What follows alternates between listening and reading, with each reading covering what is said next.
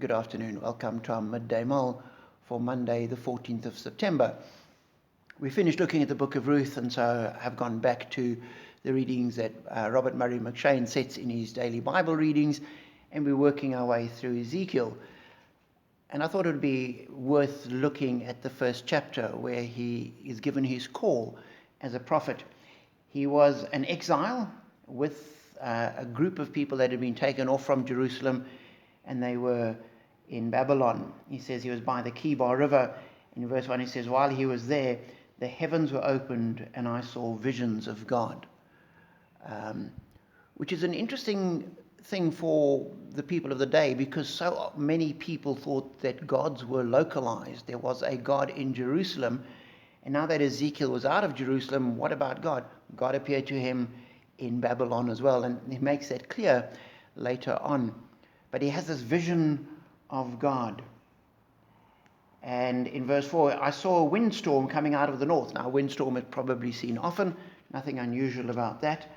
It was an immense cloud with flashing lightning and surrounded by brilliant light. And suddenly, it's no longer just a windstorm. This is now taking on a different complexion completely.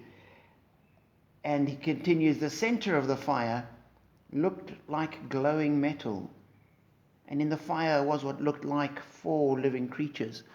And as I read it through, I was just struck by how much or how often the word like comes up.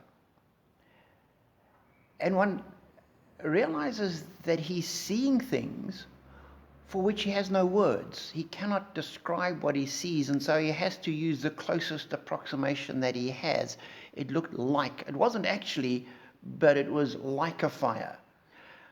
And a great example I've heard was if you go as a missionary to some of the primitive tribes in the Amazon or parts of Borneo, where people haven't needed to progress beyond virtually the Stone Age, how do you, in a culture like that, describe a microwave oven?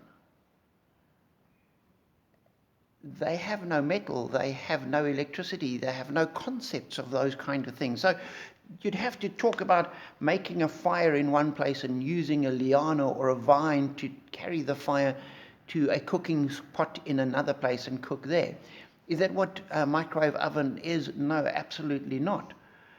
But does it describe the principles? Yes.